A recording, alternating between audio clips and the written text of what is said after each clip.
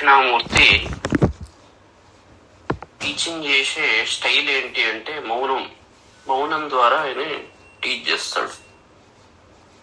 అదేంటి మరి ఇప్పుడు వాక్కుతో వేస్తున్నారు కదా అందరూ అంటే, దీక్ష అనేక రకాలుగా ఉంటుంది. సాధకుని యొక్క మెచ్యూరిటీని బట్టి దీక్ష ఉంటుంది.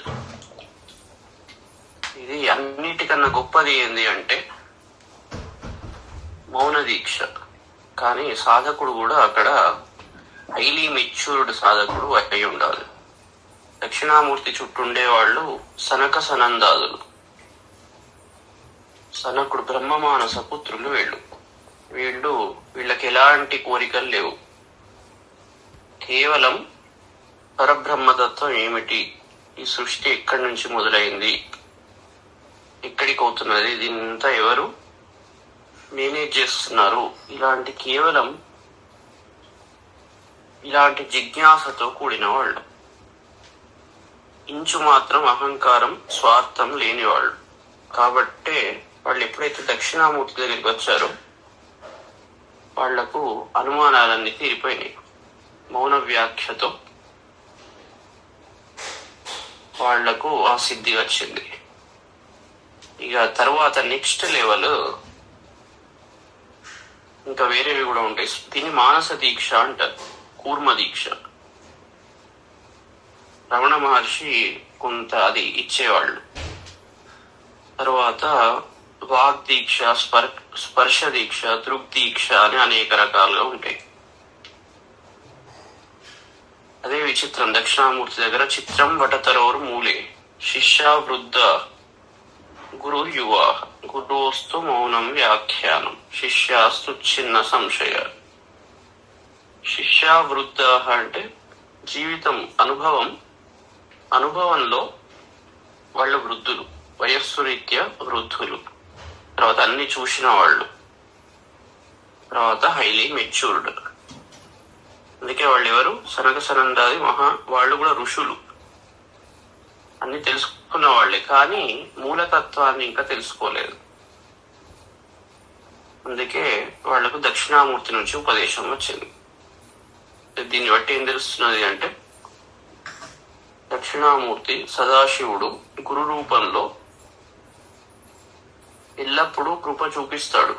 కానీ దాన్ని తీసుకోవడానికి సాధకులు రెడీగా ఉండాలి. తర్వాత అందుకే చెప్పింది ఒక్క వాక్యంతో మొత్తం చెప్పొచ్చు అన్ని, కానీ ఒక్క వాక్యాన్ని తీసుకోవడానికి మనం కష్టం అవుతుంటది. అందుకే చాలా జాగ్రత్తగా ప్రతి ఒక్కొక్క అక్షరాన్ని మనం ఎట్లనైతే డబ్బులను కాపాడుకుంటున్నాము అట్లా కాపాడుకోవాలి. ఇక్కడ నెక్స్ట్ మళ్ళీ భగవాను వాచ ఇంకా నెక్స్ట్ చెప్తున్నాడు. పరం భూయ ప్రవక్ష్యామి జ్ఞానానాం జ్ఞానముత్తమం యజ్ఞాత్వా మునయ సర్వే పరాం సిద్ధిం ఇతో గతాః. పరం జ్ఞానానాం ఉత్తమం, శ్రేష్టమైన జ్ఞానాల్లో ఉత్తమమైన జ్ఞానం. భూయ మళ్ళీ ప్రవక్ష్యామి మళ్ళీ చెప్తాను. యజ్ఞాత్వా సర్వే మునయః ఇతః పరాం సిద్ధిం గతాః. ఏదైతే విషయం చెప్పబోతున్నానో తెలుసుకొని సర్వే మునయః సమస్తమైన మునులు, అందరూ మునులు, ఇతః పరాం సిద్ధిం గతాః ఈ దేహాన్ని వదిలిపెట్టిన తర్వాత గొప్ప సిద్ధిని పొందారో అలాంటి జ్ఞానాన్ని, ఉత్తమమైన జ్ఞానాన్ని చెప్పబోతున్నాను. వీళ్ళు మునయ అంటే మునులు ఎవరు అంటే సన్యాసిన, అన్నిటిని వదిలిపెట్టి మననశీల, ఎల్లప్పుడూ మననం చేసేవాళ్ళు మునులు. ఆ మననతత్వంతో మౌన స్థితి ప్రాప్తమవుతుంది. వాళ్ళు మననశీలులు. వాళ్ళు దేన్నైతే మననం చేసి గొప్ప స్థితిని పొందారో ఆ విషయాన్ని చెప్తాను విను. ఇదం జ్ఞానం ఉపాశ్రిత్య మమ సాధర్మ్యం ఆగత సర్గేపి నోపజాయంతే ప్రళయే న వ్యథంతి చ. ఇదం జ్ఞానం ఉపాశ్రిత్య, ఈ జ్ఞానాన్ని ఉపాశ్రిత్య ఆశ్రయించి, ఆశ్రిత్య రెండు ఉపసర్గలు, మమ సాధర్మ్యం అంటే నా యొక్క రూపాన్ని, సమానత్వాన్ని, సమాన రూపత్వాన్ని, సాధర్మ్యం ఆగత అంటే నా రూపాన్ని వాళ్ళు పొందుతారు, పొందిన వాళ్ళు ఈ జ్ఞానాన్ని తెలుసుకొని దీన్ని ఆశ్రయించి నన్నే పొందుతారు వాళ్ళు. సర్గేపి న ఉపజాయంతే, వాళ్ళు సృష్టి కాలంలో కూడా పుట్టరు, సృష్టి జరుగుతూ ఉంటది కానీ వాళ్ళు మాత్రం పుట్టడం లేదు. ప్రళయే న వ్యథంతి, వాళ్ళు ప్రళయ కాలంలో కూడా వ్యథ చెందడం లేదు, బాధపడడం లేదు. సృష్టి కాలంలో పుట్టడం లేదు కాబట్టి ప్రళయ కాలంలో వాళ్ళు వ్యథ చెందరు. అలాంటి జ్ఞానాన్ని ఆశ్రయించాలి, అట్లాంటి దాన్ని చెప్తున్నాను అని అంటున్నాడు. మమ యోనిర్బ్రహ్మ, మమ యోనిర్బ్రహ్మద్బ్రహ్మ తస్మిన్ గర్భం దదామ్యహం సంభవః సర్వభూతానాం తతో భవతి భారత. మమ యోనిహి అంటే నా యొక్క, యోనిహి అంటే ప్రకృతి మూలం ఏదైతే ఉన్నదో, మహద్బ్రహ్మ చాలా గొప్పదైనది, బ్రహ్మ అంటే బ్రూహి వృద్ధం వృద్ధి చెందేది అన్నట్టు, మొత్తం ఆక్రమించి ఉండేది, అది చాలా గొప్పది. ఇక్కడ బ్రహ్మ అంటే సృష్టి రూపము అన్నట్టు, యోనిహి అంటే యోని అనేది ప్రకృతి సృష్టి రూపం, దాని నుంచే సృష్టి జరుగుతుంది కాబట్టి నా యొక్క ప్రకృతి అది చాలా గొప్ప బ్రహ్మ అంటే సృష్టి చేసే కేపబిలిటీ దాంట్లో ఉన్నది. తస్మిన్ అహం గర్భం దదామి, దాని యందు అంటే ఆ ప్రకృతి యందు నేను గర్భం దదామి అంటే నా యొక్క గర్భమును అంటే వీర్యాన్ని ఉంచుతున్నాను, ఆ ప్రకృతి యందు నా తేజస్సును పెడుతున్నాను అన్నట్టు. ఓ భారత తతః సర్వభూతానాం సంభవః భవతి, దాని వల్లనే ఈ సర్వభూతాల యొక్క ఉత్పత్తి జరుగుతున్నది. ఇంతకుముందు క్షేత్రము, క్షేత్రజ్ఞుడు అని చాలా డీటెయిల్డ్ గా ఎక్స్ప్లెయిన్ చేశాడు. ప్రకృతి, పురుషుడు. ఇక్కడ తను ఎవరని చెప్పాడు అంటే నేను పురుషుణ్ణి, క్షేత్రజ్ఞుణ్ణి అని చెప్పాడు. అన్ని భూతాల్లో ఉన్న క్షేత్రజ్ఞుడు, అన్ని క్షేత్రాల్లో ఉన్న క్షేత్రజ్ఞుణ్ణి నేను ఒక్కడిని. ఆ క్షేత్రజ్ఞుని గురించి మళ్ళీ ఏం చెప్తున్నాడంటే ఆ ప్రకృతి ఏదైతే ఉన్నదో, ఇన్ని రూపాల్లో ఉన్న ప్రకృతి, అది నాకు యోని. దాంట్లో అదే బ్రహ్మ, చాలా గొప్పదైన బ్రహ్మ అంటే సృష్టించే కేపబిలిటీ ఉన్నది అన్నట్టు. దాంట్లో నేను నా యొక్క వీర్యాన్ని పెడుతున్నాను. పెట్టినప్పుడు దాని వల్ల ఈ సమస్త సర్వభూతానాం తతః సర్వభూతానాం సంభవః భవతి, అన్ని భూతాల యొక్క ఉత్పత్తి జరుగుతున్నది. దాని నుండే ఇన్ని రకాల 84 లక్షల యోనులు పుడుతున్నవి అంటే అన్ని రకాల జీవజాలం పుడుతున్నది అని అంటున్నాడు. సర్వయోనిషు కౌంతేయ మూర్తయః సంభవంతి యాః తాసాం బ్రహ్మ మహద్యోని వహం బీజప్రదః పిత. కౌంతేయ ఓ అర్జున, సర్వయోనిషు ఈ అన్ని యోనుల యందు యాః మూర్తయః సంభవంతి, ఎవరెవరైతే పుడుతున్నారో అన్ని యోనుల్లో ఎవరైనా దాని నుంచే వస్తారు.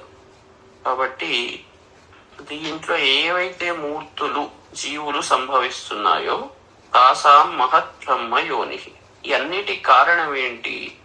ఇన్ని రకాల వాటి నుంచి ఎట్లా పుడుతున్నారు అంటే ఈ అన్నింటికి కూడా ఆ మహద్యోని అంటే ప్రకృతి కారణము. అహం బీజప్రదః పిత, అందరికి కూడా నిజంగా బీజం ఇచ్చేది ఎవరు అంటే నేనే.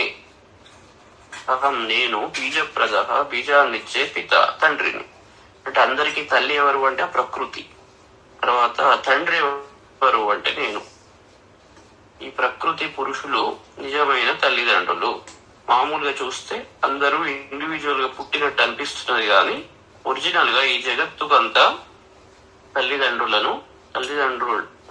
ఎవరు అంటే నేను అను ప్రకృతి. ఆ ప్రకృతి నాకు యోని.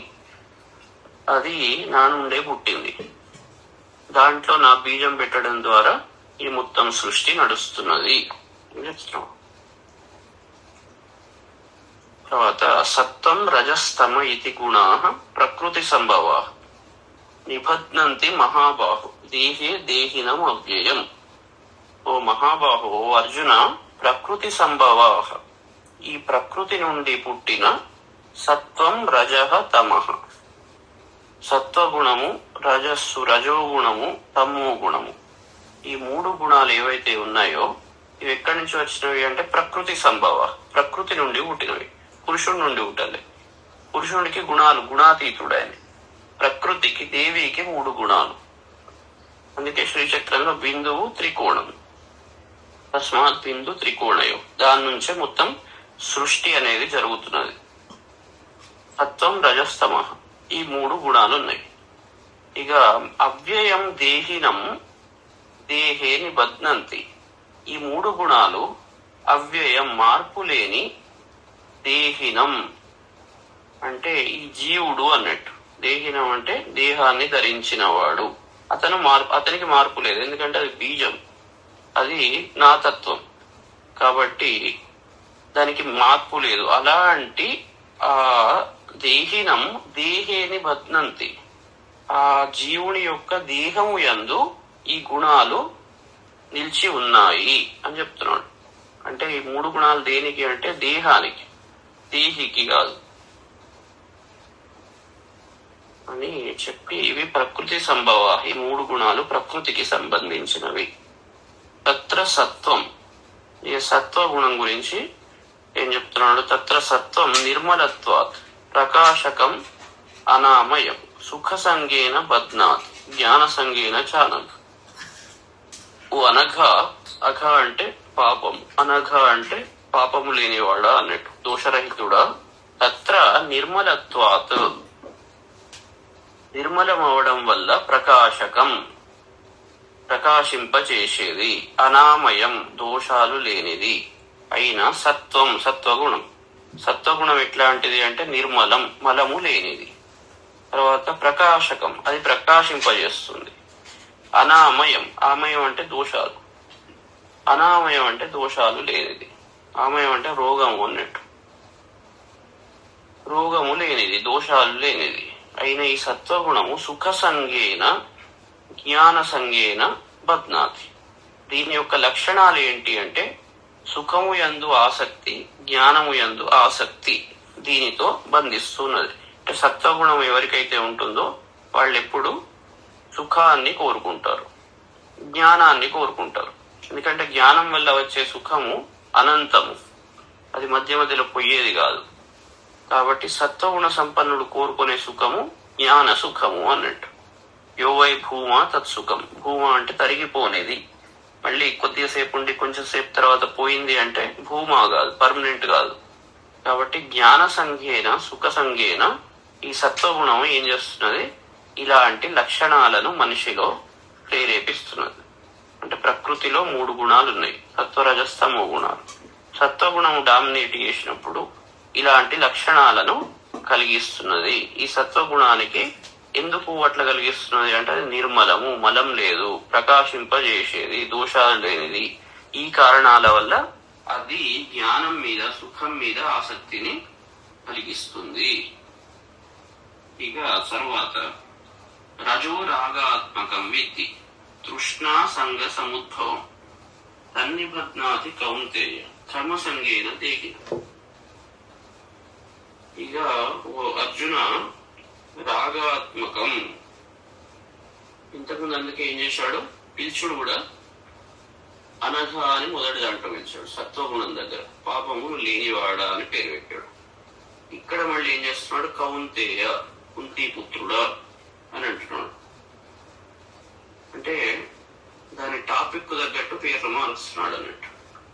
ఇక్కడ మళ్ళీ రూపము, పుట్టుక అన్ని ఉన్న ఆ పేరుతో కుంతి పుత్రుడు కాబట్టి కౌంతేయ. ఓ అర్జున, రాగాత్మకం, ఈ రాగాత్మకం అంటే అంటుకునే స్వభావం కలిగినది అన్నట్టు. రంగెట్లనైతే అంటుకుంటుందో అట్లనే ఈ రజోగుణము అంటుకునే స్వభావం కలిగినది. రజ అలాంటి రజోగుణమును తృష్ణా సంగ సముద్భవం అంటే తృష్ణకు ఇది కారణమైన దానిది ఇలా తెలుసుకో.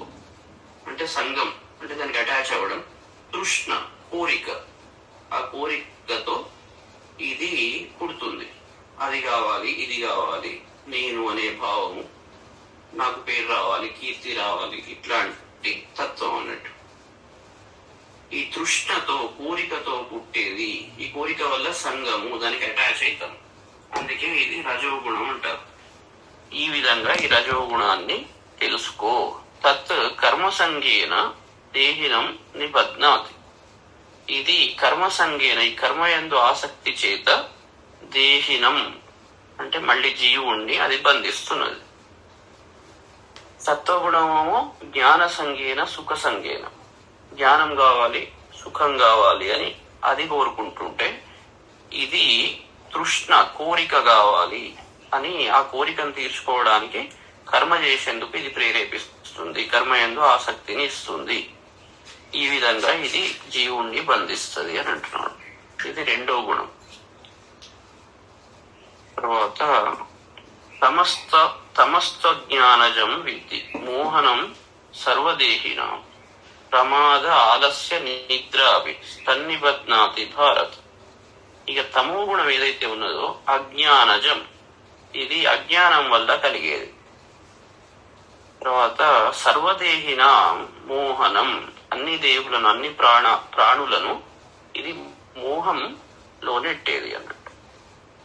మోహం కలిగింపజేసేది.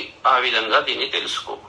తత్ ప్రమాద ఆలస్య నిద్రాభి, ఇది ప్రమాదం చేత అంటే పొరపాటు చేత, అజ్ఞానం వల్ల తప్పులు జరుగుతూ ఉంటాయి. తర్వాత అలసత్వం చేత లేజీనెస్, తర్వాత నిద్ర చేత ఇది బంధిస్తున్నది. ఎప్పుడు పని చేయకుండా నిద్రపోతూ అది ఏ విధంగా చేయడం తెలియకుండా అలాంటి లక్షణాలను ఈ తమో గుణం ఇస్తుంది. కాబట్టి దీన్ని ఈ రకంగా తెలుసుకో. అంటే ఈ ప్రకృతి వల్ల ఈ మూడు గుణాలు ఉన్నాయి.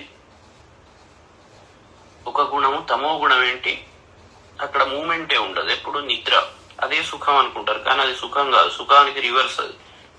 తర్వాత అలసత్వం, మూమెంట్ ఉండదు, లేజీనెస్, తర్వాత ఏది ఎట్లా చేయాలనో ఏది తెలియదు, అలాంటి పరిస్థితి అన్నట్టు.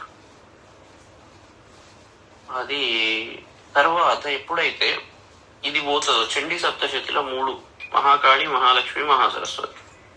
మొదటి చరిత్రలో నారాయణుడి పరిస్థితి అది. నిద్రపోతున్నాడు, లేస్తలేడు, పని చేస్తలేడు, చేయాల్సిన పనులు చేస్తలేడు. లేజీనెస్ తో నిద్రపోతుంటే సృష్టి కార్యం జరగడం లేదు. అందుకే సృష్టికర్త అయిన బ్రహ్మదేవుడు దేవిని ప్రార్థిస్తే అప్పుడు ఈ మధుకైటవులను దేవి సంహరిస్తుంది. అది తమో గుణాన్ని దూరం చేసే ప్రక్రియ. తమో గుణం కావాలంటే ఫస్ట్ యాక్టివ్ కావాలి, లేచి పని చేయాలి. అప్పుడు ఈ తమో గుణం నుంచి రజో గుణానికి పోతారు. అంటే తమో గుణం అసలే ఉండకూడదు. చండీ సప్తశతి చెప్పుకున్నప్పుడు ఏం చెప్పాను, తమో గుణం పూర్తిగా వెళ్లిపోవాలి. క్రోధము, అలసత్వము. క్రోధం ఎందుకు వస్తుంది, పని చేయక చేత కాకుండా కూర్చొని మనం చేయకుండా ఇంకోళ్లను అది చేపిస్తే, వాడు చేయకుంటే క్రోధం వస్తుంది. ఓవర్ ఎక్స్పెక్టేషన్స్ వల్ల అది వస్తుంది. సో క్రోధము, అలసత్వము, నిద్ర, ఈ గుణాలు, అజ్ఞానము, ఈ గుణాలు ఏవైతే ఉన్నాయో ఇవి తమో గుణం. తమో గుణం పూర్తిగా మనం తీసేయాలి. తర్వాత పనిచేస్తారు, పనిచేసి చాలా అద్భుతంగా చేస్తూ ఉంటారు. చేశాక నేను అనే భావన, నేను అన్ని చేస్తున్నాను, నాకు చాలా స్కిల్డ్ నేను అని ఈ భావనలు కలుగుతుంటాయి. దానివల్ల తర్వాత అంటి పెట్టుకోవడం, అది రజోగుణం. కృష్ణ కోరిక, ఒకదాని తర్వాత ఒకటి మస్తు పని చేస్తాడు. నేను ఇప్పుడు మేనేజర్ కావాలి, నెక్స్ట్ దానికి హెడ్ కావాలి, తర్వాత సిఇఓ కావాలి, తర్వాత ప్రపంచంలో ఉన్న అన్ని కంపెనీలను నేనే ఓన్ చేయాలి, ఆ తర్వాత ఇంకేదో ఇక వాడికి తృప్తి ఉండదు. వాడు నేను ఇప్పుడు టాప్ నెంబర్ 1 లో ఉండాలి, నెంబర్ 2 అయినాడంటే నిద్రపోడిగా. ఇట్లా ఒకదానికొకటి లింక్ అవ్వకుండా వాడు సుఖంగా ఉండడు. రజోగుణం ఉన్నవాడు కూడా వానికి కూడా సుఖం ఉండదు. సత్వగుణం ఉన్నవాడికి, అందుకే రజోగుణం దగ్గర ఏముంటది, తృష్ణ ఉంటది, కోరిక ఉంటది, కోరికతో పనిచేస్తాడు, పని యందు నిమగ్నం అవుతాడు. కానీ సుఖం ఉండదు. సుఖం మళ్ళీ సత్వగుణంతో వస్తుంది. ప్రతి వాళ్ళలో 3 గుణాలు ఉంటాయి. అయితే ఏది డామినేట్ చేస్తున్నది అని మనం గుర్తుపట్టచ్చు. అది కూడా కాలాన్ని అనుసరించి మారుకుంటూ పోతుంటది. సత్వగుణం వల్ల జ్ఞానం రావాలి, తర్వాత సుఖంగా ఉండాలి అనే భావాలు కలుగుతుంటాయి. కాబట్టి 3 గుణాలు కూడా ప్రకృతి నుండి పుట్టినవి అని చెప్తున్నాడు. అంటే మనం చేయాల్సింది తమో గుణాన్ని దూరం చేసుకొని రజో గుణాన్ని శుద్ధి చేయాలి. శుద్ధి చేసుకోకుండా పని చేయలేం.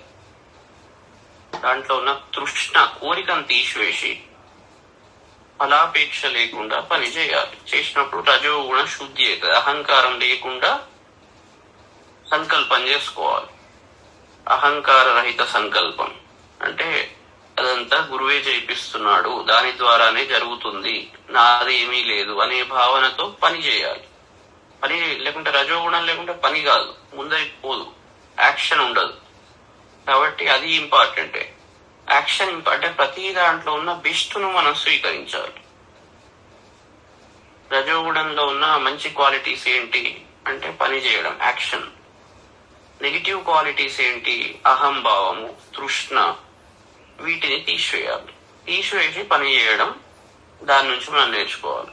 సత్వగుణం అది సుఖం. సుఖం ఎట్లాంటిది, సుఖం కావాలి అని కోరుకుంటది. జ్ఞానం, సుఖం ఎప్పుడు రావాలి అనే కోరుకోవాలి ఎవరైనా. ఏదో ఒక 5 నిమిషాలు కాదు కదా. అది దేని వల్ల వస్తుంది అంటే జ్ఞానం వల్ల వస్తుంది. కాబట్టి సత్వగుణాన్ని ప్రకాశింపజేసుకోవాలి, రజోగుణాన్ని శుద్ధి చేసుకోవాలి, తమో గుణాన్ని తీసేయాలి. ఇప్పుడు ఏం చెప్తున్నాడు, రజస్తమశ్చావి భూయ సత్వం భవతి భారత, రజసత్వం తమశ్చైవ తమస్సత్వం రజస్తత. ఓ అర్జున, ఈ సత్వం, ఈ సత్వగుణము, రజోగుణము, తమో గుణము, ఈ మూడిటిని అభిభూయ అంటే ఒకదాన్ని ఒకటి తొక్కి ముందరిపోతున్నాయి అన్నట్టు. సత్వగుణం ఏం చేస్తున్నది, రజోగుణాన్ని తొక్కుతున్నది, రజోగుణం తమో గుణాన్ని తొక్కుతున్నది, తొక్కి అభివృద్ధి చెందుతున్నవి అంటున్నాడు. సత్వగుణం ఉన్నవాడు వాడు సుఖము, తర్వాత ఇది చాలా గమ్మతి, ఇంటర్లింక్ ఒకదానికొకటి. సత్వగుణము జ్ఞానము, తర్వాత సుఖాన్ని కోరుకుంటుంది. రజోగుణము కర్మను, తర్వాత తృష్ణ, కోరికను కోరుకుంటుంది. సత్వగుణం డామినేట్ చేసినప్పుడు, జ్ఞానం డామినేట్ చేసినప్పుడు ఏం చేస్తుంది అంటే కర్మను కొద్దిగా వంచుతుంది అన్నట్టు. తర్వాత సుఖాన్ని కోరుకునేవాడు పనిచేయడు ఎక్కువ. అది అట్లా ఉంటది. ఆ రెండింటికి మధ్య సంబంధం. సత్వగుణం బాగా డామినేట్ అయినప్పుడు రజోగుణాన్ని అది చేస్తుంటది. తర్వాత రజోగుణం డామినేట్ చేసినప్పుడు తమో గుణాన్ని, బాగా పనిచేసేవాడు ఏం పని చేయకుండా కూర్చునేవాడిని తిడుతుంటాడు. ఎందుకంటే వాడికి తృష్ణ ఉంటది, కోరికలు ఉంటాయి. ఈ తమో గుణం వానికి కోరిక ఉండదు, సుఖం మీద ఆశ అది ఉండదు. అది మన్ను తిన్న మంజేరు గొడ్డు అంటారు, అట్లా ఉంటారు.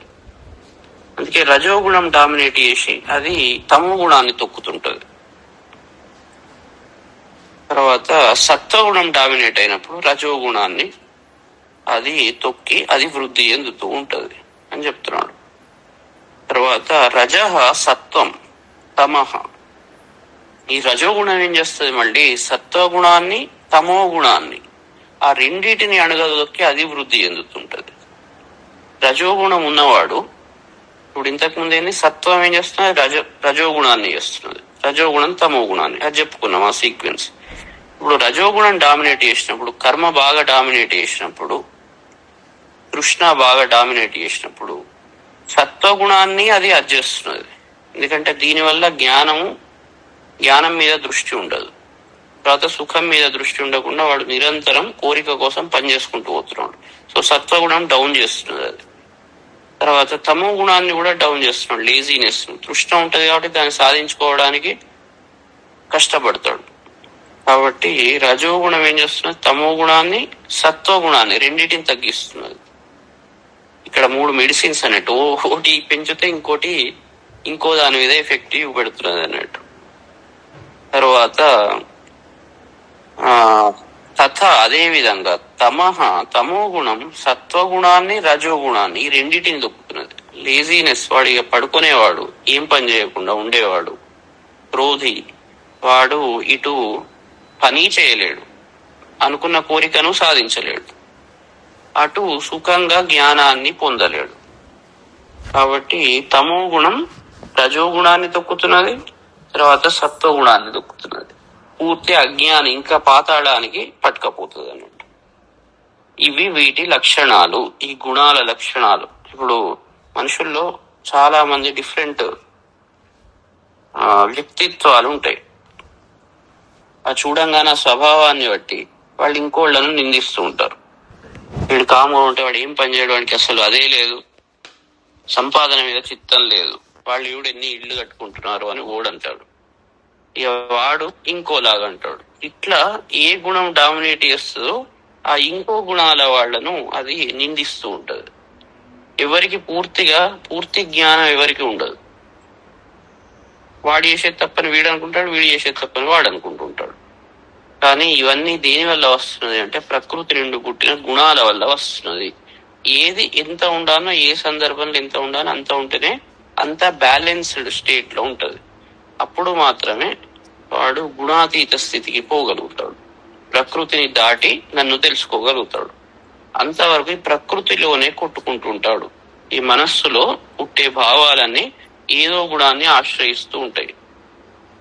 లోపల ఉన్న బీపీ అటు ఇటు ఎటైనా కూడా కష్టమే. లో బీపీ అయినా హై బీపీ అయినా కష్టమే. ఏవి ఎంత ఉండాలో అంతే ఉండాలి. శరీరంలో పొటాషియం చాలా మంచిది, బాగుండాలంటే దాని లిమిట్ దాటిందంటే దాని రోగం అది క్రియేట్ చేస్తుంది. కాబట్టి ప్రతి దాంట్లో కూడా ఈ సందర్భాన్ని అనుసరించి ఆ గుణాలు అంతే ఉండాలి. కొద్దిగా అటు ఇటు అయిందంటే మన హెల్త్ ను ఖరాబ్ చేస్తుంది. అందుకేమంటున్నాడు, సర్వద్వారేషు దేహేస్మిన్ ప్రకాశ ఉపజాయతే జ్ఞానం యదా తదా విద్యాత్ ప్రవృద్ధం సత్వమిత్యుత. యదా ఎప్పుడైతే అస్మిన్ దేహే ఈ దేహంలో సర్వద్వారేషు అన్ని ద్వారాల యందు జ్ఞానం ప్రకాశ ఉపజాయతే జ్ఞాన రూపమైన ప్రకాశం ఎప్పుడైతే పుడుతుందో, జ్ఞానం ఎప్పుడైతే ఉద్భవిస్తుందో తదా అప్పుడు ఉత సత్వం ప్రవృద్ధం ఇది విద్యాత్. జ్ఞానం ఎప్పుడైతే పుడుతుందో అప్పుడు సత్వగుణం వృద్ధి పొందింది అని తెలుసుకోవాలి. జ్ఞానం ఉన్న వాళ్ళ దగ్గర బై డిఫాల్ట్ సత్వగుణం ఎక్కువ ఉంటది. అతను ఎందుకంటే జ్ఞానం యొక్క కాంక్ష, సుఖం యొక్క కాంక్ష అతనికి ఉంటది. కాబట్టి ఆ రెండు గుణాలను, ఆ రెండు తత్వాలను ఇచ్చేది సత్వగుణం. కాబట్టి ఎవరి దగ్గర జ్ఞానం ఉంటుందో బై డిఫాల్ట్ జ్ఞానం ఉంటది, బై డిఫాల్ట్ జ్ఞానం వల్ల వచ్చే సుఖం ఉంటది. కాబట్టి అతనిలో సత్వగుణం ఎక్కువ ఉన్నది అని తెలుసుకోండి అని చెప్తున్నాడు. ఈ సత్వగుణం యొక్క లక్షణం ఏంటి? రజోగుణాన్ని తొక్కుతుంది, తమో గుణాన్ని తొక్కుతుంది. కాబట్టి ఇది సత్వగుణం ఉంది అని తెలుసుకోవలెను అని అంటున్నాడు. లోభ ప్రవృత్తిరారంభ కర్మణాం అశమ స్పృహ రజస్యేతాని జాయంతే వివృద్ధే భరతర్షభ. ఓ అర్జున, రజసి వివృద్ధే, రజోగుణం ఎప్పుడైతే వృద్ధి పొందుతుందో అప్పుడు లోభ, ఈ లోభ ప్రవృత్తి వస్తుంది. అన్ని నాకే కావాలి, ఎందుకంటే కోరిక తృష్ణ ఉంటది కాబట్టి, దప్పి ఇంకా కావాలని ఆ కోరిక ఉంటది కాబట్టి దాని నుండి లోభం, వాడు అన్ని సాధించుకుంటుంటాడు కానీ లోభ ప్రవృత్తి వస్తుంది. ఎవరికి ఏమి ఇయ్యాడు, కేవలం సంపాదన చేసుకుంటూనే ఉంటాడు. ఎందుకంటే టాప్ లో ఉండాలి. నేను అనే భావన, అహం అక్కడ డామినేట్ చేస్తుంటది కాబట్టి అక్కడ లోభ ప్రవృత్తి ఉంటుంది. కర్మణాం ఆరంభ, అన్ని కర్మలు ప్రారంభం చేస్తాడు. ఆ బిజినెస్ చేస్తాడు, ఈ బిజినెస్ చేస్తాడు, ఈ బిజినెస్ చేస్తాడు. ఎటంటే ఎటు పోతుంటాడో వాడికి తెలియదు. అన్ని కర్మల ప్రారంభం చేస్తాడు. అశమః, శాంతి మాత్రం ఉండదు. ఎందుకంటే శాంతి సత్వగుణాన్ని ఇస్తుంది. ఇది బాగా వివృద్ధి ఉండాలి. రజోగుణం ఉండని నడవదు. కానీ అది బాగా వృద్ధి పొందుతుంది. డామినేట్ చేసినప్పుడు ఇలాంటి ప్రవృత్తి వస్తుంది. జ్ఞానం వచ్చినప్పుడు సత్వగుణం వృద్ధి పొందిందని తెలుసుకోవాలి అని అంటున్నాడు. జ్ఞానం లేనప్పుడు రజోగుణం ఉన్నప్పుడు పరిస్థితి ఎట్లా ఉంటుంది? అతని దగ్గర లోక ప్రవృత్తి ఉంటుంది. తర్వాత కర్మలు అన్ని రకాలుగా చేస్తూ ఉంటాడు. అశమహ శాంతి ఉండదు. స్పృహ కోరిక అనేది బాగా కలుగుతుంది. స్పృహ ఏతాని జాయంతి అంటే కర్మలు ప్రారంభం చేస్తాడు. లోభ ప్రవర్తన ఉంటది. తర్వాత కోరికలు ఎక్కువ ఉంటాయి. ఇలాంటి లక్షణాలు ఉన్నవి అంటే అక్కడ రజోగుణం బాగా ఉన్నది, వృద్ధి పొందింది అని తెలుసుకోవాలి. ఇవి గుర్తులు. ఇప్పుడు డాక్టర్ దగ్గరికి పోయినప్పుడు డయాగ్నైజ్ చేస్తాడు, అన్ని టెస్టులు రాసి దాని నుంచి నీకు ఈ రోగం ఉన్నది, ఈ రోగం ఉన్నది, దీంట్లో ఈ మందులు వాడు, ఆ మందులు వాడు అని చెప్తాడు. ఈ గుణాలు కూడా ఈ లక్షణాలను చూసి గురువు గుర్తుపడతాడు. వీళ్ళలో ఈ గుణం బాగా డామినేట్ చేస్తున్నది, ఇది తగ్గించుకోకుంటే వాడు తమో గుణం వైపు పోతుంటాడు. రజోగుణం తమో గుణం ఇటువైపు పోయి పతనం అవుతాడు. గురువు యొక్క గోల్ ఏంటి అంటే వీడు త్రిగుణాతీత స్థితికి పట్టుకపోవాలి. త్రిగుణాతీత స్థితి సత్వగుణం డామినేట్ చేయాలి. సత్వగుణం దేని వల్ల వస్తుంది అని చెప్పాడు? జ్ఞానం వల్ల వస్తుంది. ఆ జ్ఞానం వైపు పట్టుకపోవాలి. కాబట్టి ఈ లక్షణాలను చూసి ఆ లక్షణాలకు తగ్గట్టు ఆ డైరెక్షన్ ఇస్తాడు. కాబట్టి ఇక్కడ రజోగుణం యొక్క లక్షణాలు చెప్తున్నాడు, ఈ రకంగా ఉంటవి అని. యదా సత్వే ప్రవృద్ధేతు ప్రళయం యాతి దేహభృత్ తదోత్తమ విధాం లోకాన్ అమలాన్ ప్రతిపద్యతే. దేహభృత్ ఈ మనుష్యుడు దేహాన్ని ధరించినవాడు. యదా సత్వే ప్రవృద్ధే ఎప్పుడైతే సత్వగుణము వృద్ధి పొందుతుందో ప్రళయం యాతి మరణాన్ని పొందుతాడు.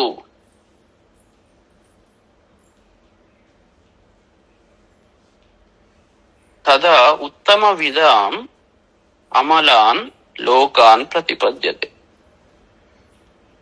అంటే దేహభృత్ యదా సత్వే ప్రవృద్ధే అట్లా సత్వగుణము వృద్ధి పొందుతూ ఉండగా సతీ సప్తమి ఈ విధంగా జరుగుతూ ఉండగా మనుషునికి సత్వగుణం డామినేట్ చేస్తున్నప్పుడు ఆ సందర్భంలో ప్రళయం అంటే మరణాన్ని పొందుతాడు. అలాంటి స్థితిలో మరణాన్ని ఎవరైతే పొందుతారో అతను ఉత్తమ విధాం అమలాన్ లోకాన్ ప్రతిపద్యతే. ఉత్తమమైన విషయాలను తెలిసిన వాళ్ళ యొక్క అమలాన్ మలము లేని లోకాన్ ప్రతిపద్యతే అంటే మంచి లోకాలను అని స్థితిని బట్టి ఋషిలోకము, బ్రహ్మలోకము, విష్ణులోకము, కైలాసము ఇలాంటి ఉత్తమమైన ఆ స్థితి సత్వగుణం యొక్క స్థితిని బట్టి అలాంటి లోకాలను పొందుతాడు అని అంటున్నాడు అన్నట్టు. మరణం సమయంలో అతని గుణాలు ఏ రకంగా ఉన్నాయి? ఇంతకుముందు చెప్పిన రజోగుణ లక్షణాలు లోభము, ఇంకా కోరికలు, ఇంకా అలాంటి శాంతి లేకపోవడము, అయ్యో వెళ్ళిపోతున్నా, ఎట్లా మీరందరూ ఎట్లా ఉంటారు అని ఇట్లా అశాంతితో ఉన్నాడా లేదా సత్వగుణంతో శాంతిగా ఉన్నాడు? చనిపోయేటప్పుడు అతని పరిస్థితి ఏంటి? కాబట్టి సత్వగుణంలో ఉన్నప్పుడు చనిపోతే ఉత్తమ లోకాలను పొందుతాడు అని చెప్తున్నాడు అని. అందుకే చనిపోయే ముందు మనం వాడిని ఇంకా ఎక్కువ అది చేయొద్దు, శాంతి కలిగేలాగా మనం ప్రయత్నించాలి. తర్వాత రజసి ప్రళయంగత్వ కర్మసంగిషు జాయతే తథా ప్రలీనస్తమసి మూఢయోనిషు జాయతే. ఈ రజోగుణం బాగా ఉన్నప్పుడు ఎప్పుడైతే మరణాన్ని పొందుతాడో అప్పుడు కర్మసంగిషు జాయతే ఈ కర్మయందు ఆసక్తి కల వాళ్ళలాగా పుడతాడు అన్నట్టు. ఆ యొక్క గ్రూప్ లో ఆ యోనిలో పుడతాడు. కర్మసంగిషు తథా తమసి ఒకవేళ తమో గుణం ఎప్పుడైతే డామినేషన్ లో ఉన్నప్పుడు అతను చనిపోతే ప్రలీన మరణించినవాడు, అలాంటి స్థితిలో మరణించినవాడు మూఢయోనిషు జాయతే మూఢములైన జాతుల్లో పుడతాడు. ఎప్పుడు లేజీగా ఉండి ఏది అవసరం లేదు ఉత్తగానే కూర్చొని ఆకాశ చెట్లల్లో ఆకులు లెక్క పెట్టేటాళ్ళు ఉంటారు. అట్లాంటి వాళ్ళు మూఢయోనిషు జాయతే, మూఢములైన జాతుల్లో పుడతాడు అని అంటున్నాడు. కాబట్టి ఎప్పుడు మరణం ఎప్పుడు వస్తుందో తెలియదు, శరీరం ఎప్పుడు పోతుందో తెలియదు. కాబట్టి మనం ఏ గుణాన్ని వృద్ధి చేసుకోవాలి, మనకి ఎలాంటి జన్మ కావాలి అనేది ఆలోచించుకోవాలి. కర్మణ సుకృతస్యాహు సాత్వికం నిర్మలం ఫలం, రజసస్తు ఫలం దుఃఖం, అజ్ఞానం తమసఫలం. ఇక ఒక్కొక్క దానికి ఏమి ఫలం వస్తుంది చెప్తున్నాడు. సుకృతస్య కర్మణ ఫలం సాత్వికం. పుణ్యకర్మలు చేసినప్పుడు, పుణ్య కర్మలు యజ్ఞయాగాదులు, దానాలు, ఇట్లాంటి మంచి పనులు, పుణ్యకర్మలు ఏదైతే చేస్తామో ఇంకోళ్ళకి సహాయం చేయడం, వీటి యొక్క ఫలం ఏంటి అంటే సాత్వికం. అది ఎప్పుడు పుణ్యకర్మల యొక్క ఫలితము సాత్వికంగా ఉంటుంది. అది సాత్వికం అంటే నిర్మలం, దానికి మాలిన్యం ఉండదు, మాలిన్య రహితమైనది అని చెప్తున్నారు. అంటే మనం చేసే పుణ్యకర్మలు ఏవైతే ఉంటాయో, చదువుకోవడం కావచ్చు, తర్వాత గురువుల సేవ కావచ్చు, యజ్ఞయాగాదులు కావచ్చు, ఇట్లాంటివి ఏవైనా మంచి జపతపాదులు ఏవైనా కావచ్చు, వీటి యొక్క ఫలితం సాత్వికంగా ఉంటుంది, మాలిన్యరహితంగా ఉంటుంది. ఇక రజోగుణం యొక్క ఫలం దుఃఖంగా ఉంటుంది. రజోగుణ తత్వంతో మనం చేసేవి ఏవైతే ఉంటాయో, ఒక కోరికతో ఓ పని చేసాం, దాని ఫలం ఏముంటది అంటే దుఃఖమే. ఎందుకంటే వాడికి దాని నుంచి నిజంగా వచ్చేది ఏమీ ఉండదు ఆ కోరిక వల్ల. ఇప్పుడు ఫలానా ఏదో కట్టాలి, ఒకటి ఉంటుంది, ఒకదాన్ని పొందాలి అని మస్తు కష్టపడి మొత్తానికి దాన్ని అది చేస్తాడు. ఆ కోరిక వల్ల ఈ చేసినంతసేపు వాడికి దుఃఖమే. దాని ఫలం ఎప్పుడు, ఎందుకంటే సమయాన్ని అంతా పూర్తిగా వేస్ట్ చేశాడు ఆ కోరిక వల్ల. కోరిక ఉండి పని చేసినప్పుడు అది దుఃఖాన్ని తీసుకువస్తుంది, ఎందుకంటే రేపు అది పని కాకుండా దుఃఖం వేస్తుంది, ఈ చేసే ప్రాసెస్ కూడా దుఃఖమే. కాబట్టి రజోగుణం యొక్క ఫలితం ఏంటి అంటే దుఃఖం.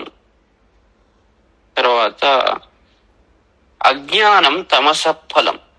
ఇక తమో గుణం యొక్క ఫలం ఏంటంటే అజ్ఞానం. ఎప్పుడు వాడు ఏమీ పని చేయడు, ఇక వాడు నిద్రనే పోతుంటాడు, కాబట్టి వాడు ఎప్పుడు అజ్ఞానంలోనే ఉంటాడు. కాబట్టి అజ్ఞానం అనేది దేని ఫలితము అంటే తమో గుణం యొక్క ఫలితము.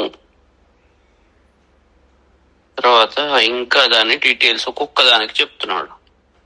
సత్వాత్ సంజాయతే జ్ఞానం, రజసో లోభ ఏవచ, ప్రమాదమోహౌ తమసో భవతో అజ్ఞానమేవచ.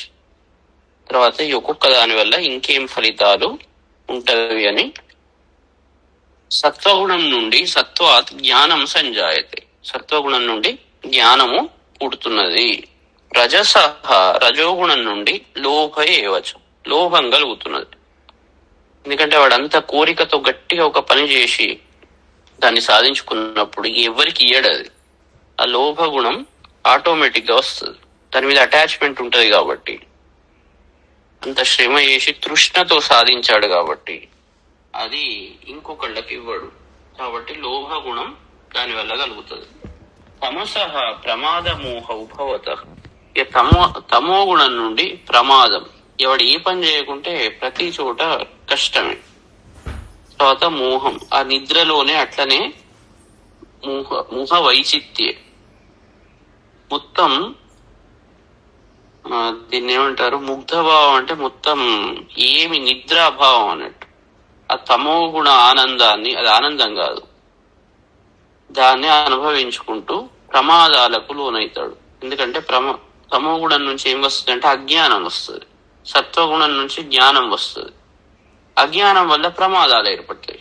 ప్రమాదము అంటే విషయం తెలియనప్పుడు డ్రైవింగ్ చేస్తున్నాడు. ప్రమాదం అంటే అర్థం ఏంటి అంటే ఆ స్కిల్ లేనప్పుడు, నడిపే స్కిల్ లేనప్పుడు ఏమవుతుంది, తీసుకుపోయి దేనికో పెడతాడు, ప్రమాదం సంభవిస్తుంది.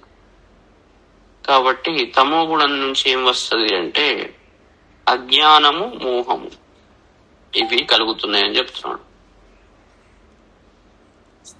తరువాత ఊర్ధ్వం గచ్చంతి సత్వస్థ, మధ్యే తిష్టంతి రాజస, జఘన్య గుణవృత్తస్థ, అధో గచ్చంతి తామస.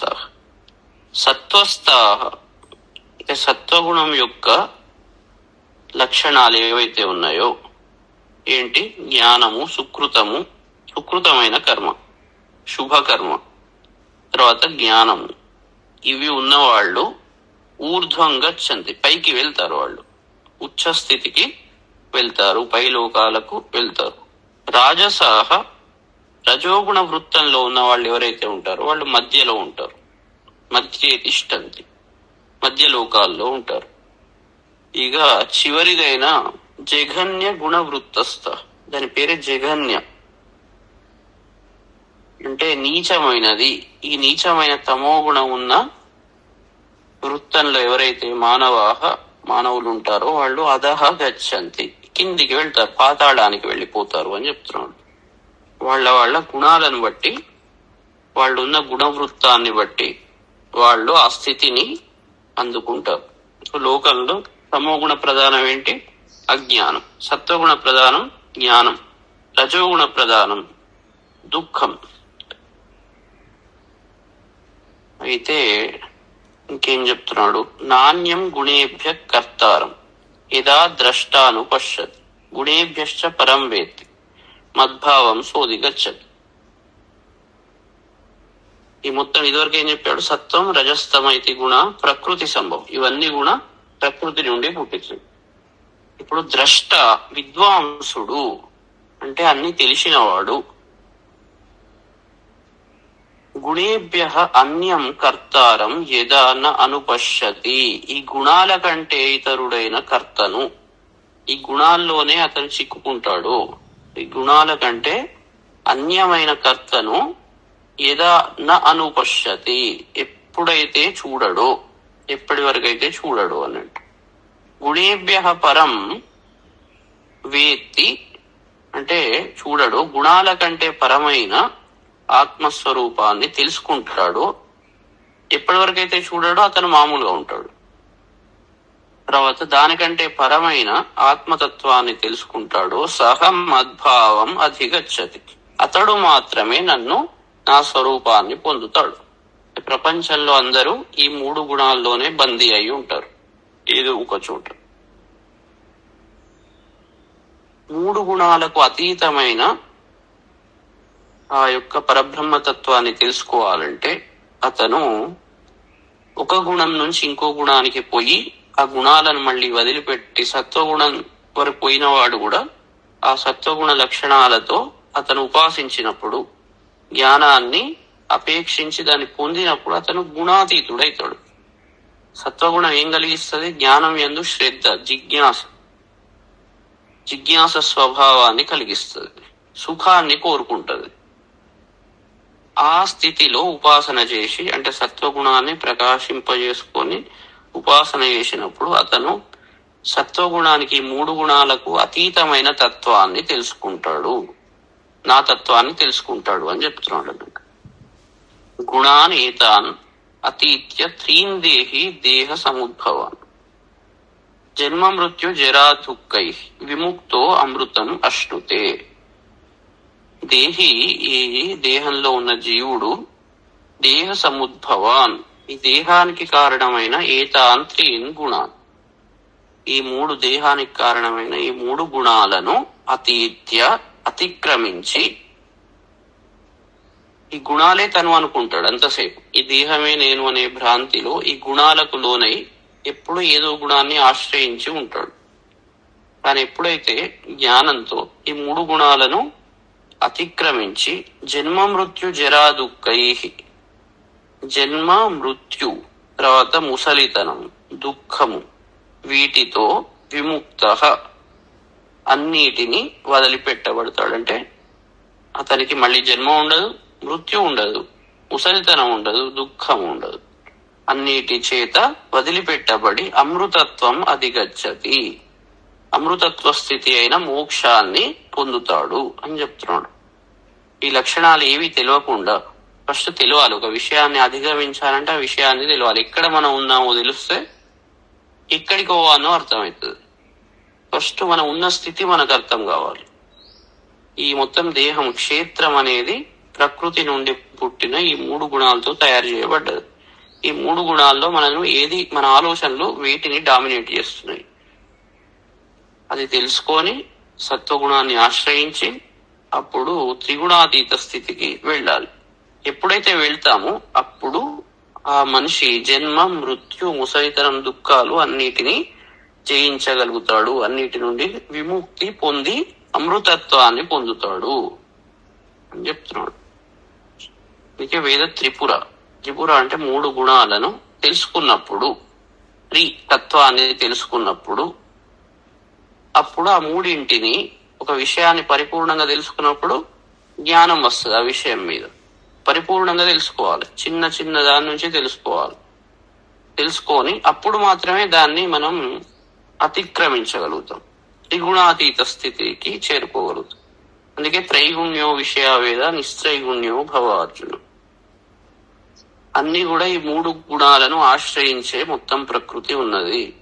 అందరూ ఏదో ఈ గుణాలు లేకుండా ఎవరు ఏ పని చేయలేరు.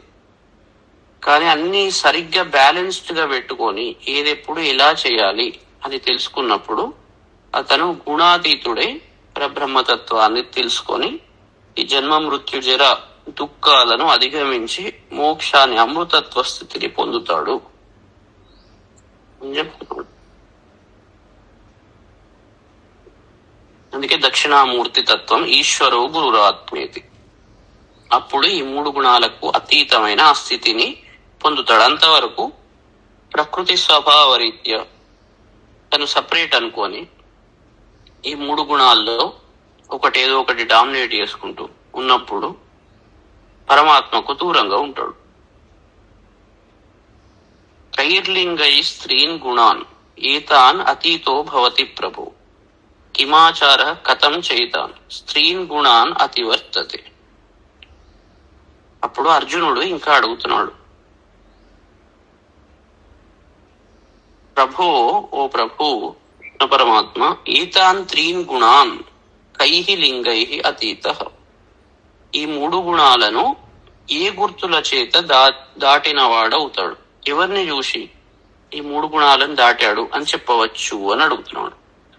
ప్రతి గుణం యొక్క క్వాలిటీ చెప్పావు, అన్నిటినీ దాటి అప్పుడు నన్ను చేరుకోవచ్చు అని అంటున్నావు. మరి ఎట్లా గుర్తుపట్టాలి? దాన్ని ఎట్లా డయాగ్నైజ్ చేయాలి? కిం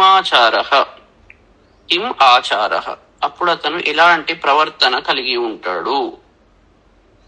ఏతాన్ 3 గుణాన్ కథం అతివర్తతే.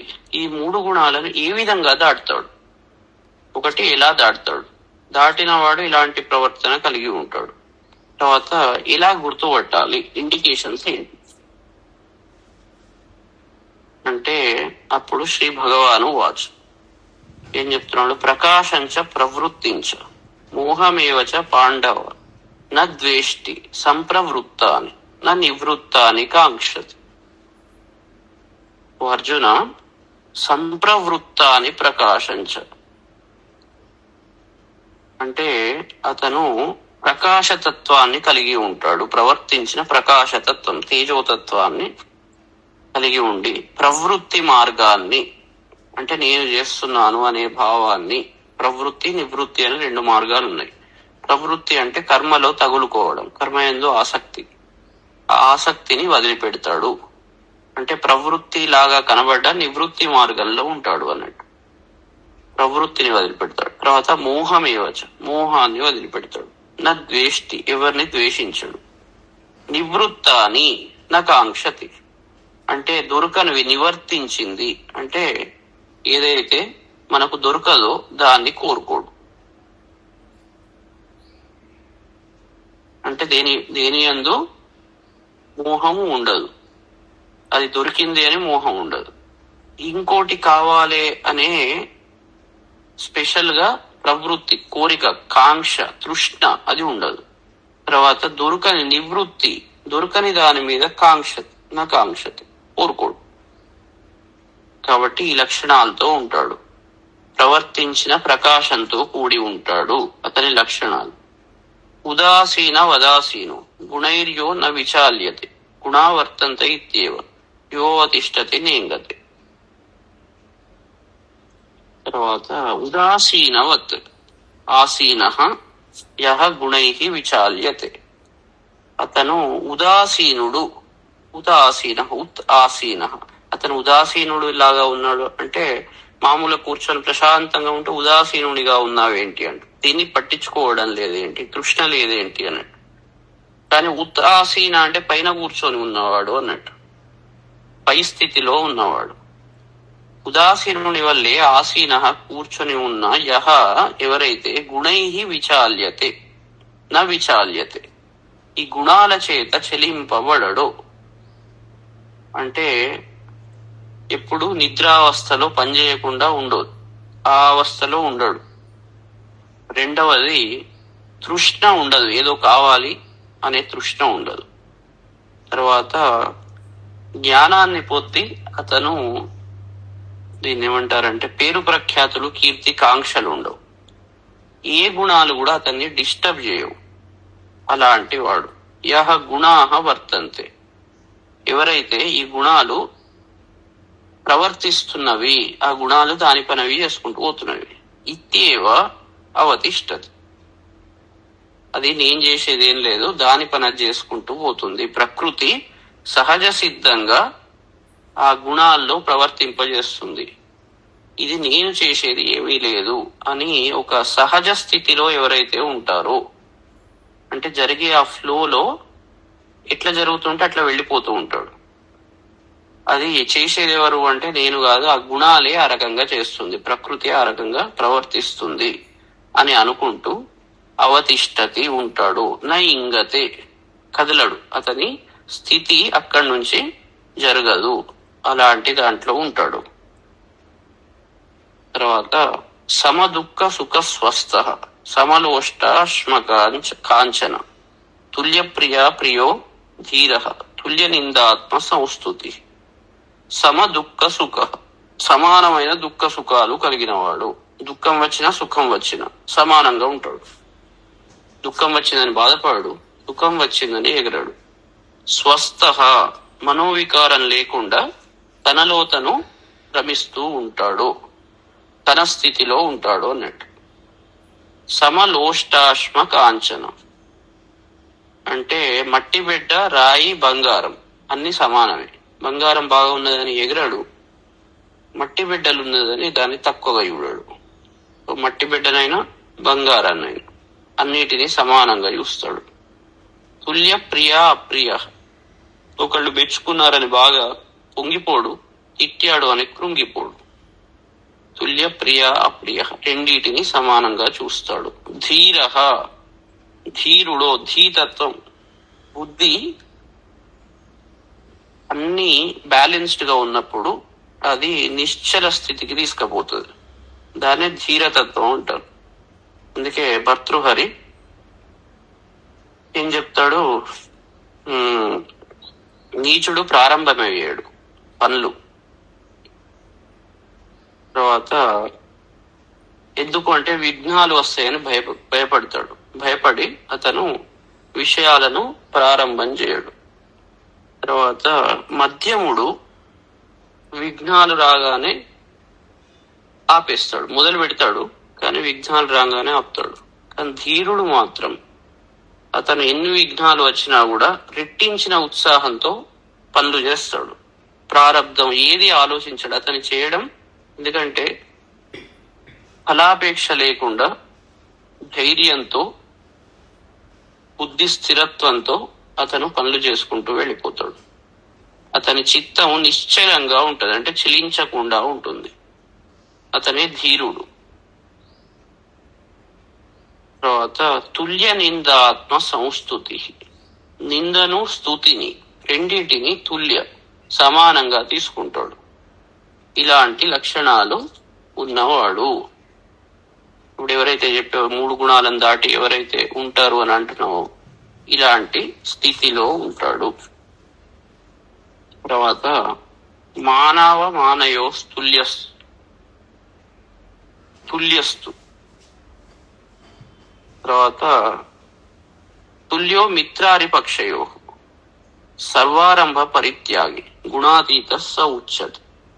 మానవ మానయో తుల్య, మానము అవమానము, అతన్ని పొగిడినా అవమానం చేసిన రెండిట్లలో కూడా తుల్య, తుల్యునిలాగా ఉంటాడు, సమానంగా తీసుకుంటాడు. మిత్రారి పక్షయో, మిత్రపక్షము శత్రుపక్ష రెండిట్లలో కూడా అతను తుల్యుడు.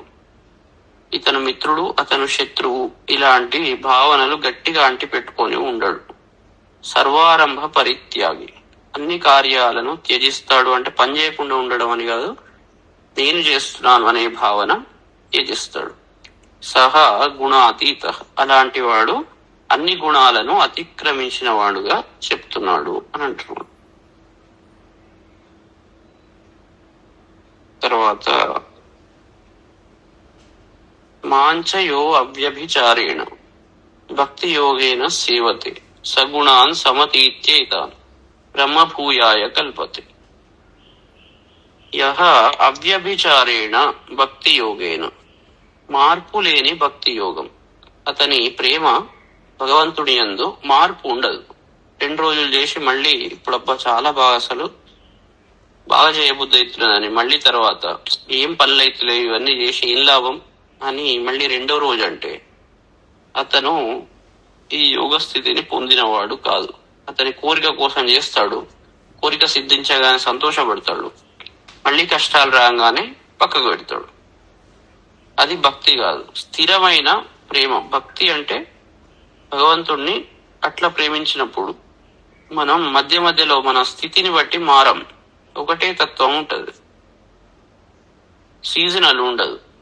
కాబట్టి అట్లాంటి భక్తి యోగంతో అవ్యభిచారేణ, మార్పు లేని భక్తి యోగంతో మాం సేవతే, నన్ను ఎవరైతే సేవిస్తారో సహ ఏతాన్ గుణాన్ సమతీత్య, అతను ఈ గుణాలను దాటి బ్రహ్మభూయాయ కల్పతే, ఈ బ్రహ్మత్వం కొరకు అతను సమర్థుడవుతాడు. ఈ 3 గుణాలు దాటనంత వరకు బ్రహ్మత్వం రాదు. కాబట్టి ఈ 3 గుణాలు దాటాలంటే స్థిర భక్తి ఉండి అతను సేవించినప్పుడు ఆ స్థితికి సమర్థుడవుతాడు, మోక్షానికి సిద్ధమవుతాడు అన్నట్టు. బ్రహ్మణో హి ప్రతిష్టాహం అమృతస్యావ్యయస్య చ శాశ్వతస్య చ ధర్మస్య సుఖస్యైకాంతికస్య చ. నేను అమృతస్య అంటే నాశరహితమైన, మృతము అంటే చావు, నాశనం అది లేని స్థితి, అవ్యయస్య వ్యయం మార్పు లేనిది, అవ్యయం అంటే మార్పు లేనిది, శాశ్వతస్య ఎల్లప్పుడూ ఉండేది. అలాంటి ధర్మస్య, అట్లాంటి ధర్మ రూపాన్ని, దాన్ని ఐకాంతికస్య అంటే తప్పకుండా లభించే మార్పు లేని, ఏకాంతికస్య సుఖస్య బ్రహ్మణ ప్రతిష్ట, అట్లాంటి సుఖస్వరూపమైన బ్రహ్మ యొక్క ప్రతిష్టను అంటే ఆ స్థితిని అన్నట్టు. నేనెవరు అంటే నా స్థితి ఎలాంటిది అంటే నాది నాశరహితము, మార్పు లేనిది, శాశ్వతము, ఎల్లప్పుడూ ఉండేది, అదే నిజమైన ధర్మ రూపము. యదా యదా హి ధర్మస్య అంటే ఆ రూపము అన్నట్టు. ఆ తత్వం ఎప్పుడైతే జ్ఞానము లోకల్ నుండి వెళ్ళిపోతుందో ఆ జ్ఞానాన్ని మళ్ళీ పట్టుకురావడానికి నేను ఉద్భవిస్తాను అన్నట్టు. ఇక్కడ ధర్మ రూపం ఏంటి అంటే ఆ జ్ఞాన రూపం, తన రూపం. ఐకాంతికస్య ఎప్పుడు మార్పు ఉండదు, ఎల్లప్పుడూ సుఖస్వరూపం. అలాంటి స్థితిని నేను అని తన స్థితిని చెప్పి తన నుండి పుట్టిన ప్రకృతి ఏదైతే ఉన్నదో ఆ ప్రకృతి యొక్క గుణాలను మొత్తం వివరించి, ఆ గుణాల తత్వాలు ఒక్కొక్కటి ఎట్లా ఉంటాయి, ఏ తత్వాన్ని దాటుకుంటే ఎటు పోవాలి, ఏది డామినేట్ చేస్తే ఏది ఇంకా తగ్గుతుంది, ఇవన్నిటిని అర్థం చేసుకొని గుణాతీత స్థితికి చేరుకోవాలి. ఆ గుణాతీత స్థితికి చేరుకున్నవాడు ఏ రకంగా ఉంటాడు చాలా క్లియర్ గా నేను చెప్పాడు. మనది మనం ఇప్పుడు విచారించుకుంటూ సత్వగుణాన్ని పెంపొందింపజేసుకొని గుణాతీత స్థితికి చేరుకునే ప్రయత్నం చేయాలి. మరి అయితే లేదు కదా, మనస్సు చంచలం కదా, ఇవన్నీ కోరుకుంటున్నది కదా, కోరుకుంటది, అది దాని నేచర్. అది దానిని మనం అభ్యాస వైరాగ్యాలతో దాన్ని మెల్లగా దారిలోకి తెచ్చుకోవాలి. గుర్రాలు ఎట్లా ఉరుకుతూనే ఉంటాయి, అవి ఉరుకుతున్నాయి అంటే దాని పనే అదే. దాన్ని మనం అభ్యాసంతో కంట్రోల్లోకి తేవాలి. అదే ఈ సాధన అంటారు. సాధన అంటేనే ఆ స్థితి నుంచి, అజ్ఞాన స్థితి నుండి జ్ఞాన స్థితికి చేరుకోవడం. గురువు యొక్క ధర్మం ఏంటి అంటే గురువును ఆశ్రయించినప్పుడు విద్య ద్వారా ఈ అజ్ఞాన స్థితి నుంచి జ్ఞాన స్థితికి చేరుస్తాడు. శిష్యుడు దానికి చేరడానికి సిద్ధం కావాలి. అట్లా ఈ రెండిటి ఇద్దరి మధ్య ఉన్న ఆ సంబంధంతో అతను పరమాత్మను చేరుకుంటాడు అని చెప్పాడు. 14 అయిపోయినాయి. గుణత్రయ విభాగం చాలా ఇంపార్టెంట్ ఇది. ఈ గుణాల తత్వాలు తెలియకుంటే మనల్ని మనం ఎక్కడ ఉన్నామో తెలియదు. ఇప్పుడు కరెక్ట్ గా మన స్థితి ఎక్కడ అన్నదే అర్థమవుతుంది. మనం ఏ స్టేజ్ లో ఉన్నాం, దాని నుంచి ఎలా మూవ్ కావాలి, సాధన ఏ వైపు చేయాలి అనేది క్లారిటీ వస్తుంది. శుభం. మళ్ళీ ఈరోజు మంచిగా దక్షిణామూర్తిని దక్షిణామూర్తి తత్వం ఏంటి అంటే మౌనం. ఇప్పుడు చెప్పిన విషయాలన్నీ ప్రశాంతంగా ఆలోచించండి. ఆలోచిస్తే ఈ ఆలోచనల ద్వారా మననం అంటారు. ఈ మననం ద్వారా మనకు గోల్ చాలా క్లారిటీ వస్తుంది. ఇక్కడికి చేరుకోవాలి, మనం ఎక్కడి దాకా వచ్చాం, ఏం చేయాలి.